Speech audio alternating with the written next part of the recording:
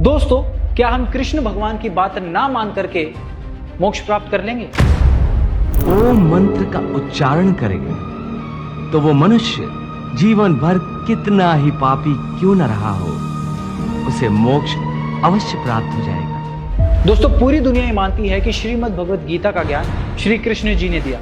तो श्री कृष्ण भगवान गीता अध्याय श्लोक 13 में कहते हैं कि अर्जुन, तू केवल ओम नाम का जाप कर। तो फिर ये इतने सारे धर्मगुरु इन अन्य मंत्रों को जाप करने के लिए क्यों दे रहे हैं? दोस्तों, संत रामपाल जी महाराज हमेशा से अपने सत्संग प्रवचनों में बताते आए हैं कि जब तक मनुष्य शास्त्रों के अनुकूल भक्ति साधना नहीं कर लेता, तब तक ना तो उसको अपने जीवन में सुख मिलेगा, ना ही उसकी गति होगी और ना ही वो मोक्ष को प्राप्त करेगा, जिसका प्रमाण वो देते हैं गीता अध्याय 16 श्लोक 23-24।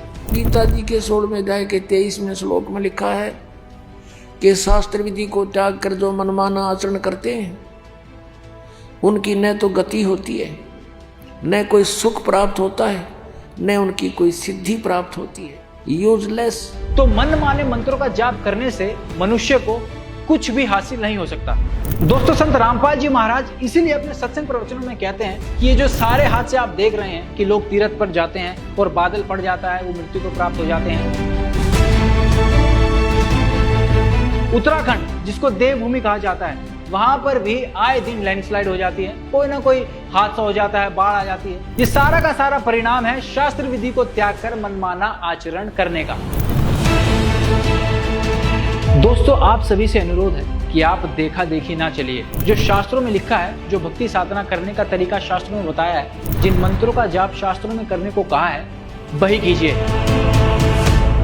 दोस्तों, अब आपको दिखाते हैं कि यदि आप शास्त्र अनुकूल भक्ति साधना करते हैं तो उसका आपको क्या परिणाम मिलता है। अगर संत रामपाल जी महाराज नहीं होते तो आज मेरा बच्चा जीवित नहीं होता। उन्हीं की वजह से आज मेरे बच्चे को जीवन दान मिला। संत रामपाल जी महाराज जी से नाम दीक्षा लेने के बाद हमें सभी तरह के आर्थिक, मानसिक और शारीरिक लाभ हुए। सतगुरु रामपाल जी महाराज जी से नाम लेने के बाद मेरा बेटा भी ठीक होया। अगर कोई दुखी आदमी है और कोई बीमारी से पीड़ित है, कोई किसी भी प्रकार से दुखी समस्या से ग्रसित है, तो वो केवल संत रामपाल जी महाराज का सत्संग सुने और सच्चा मार्ग देखे और इसी को अपनाए।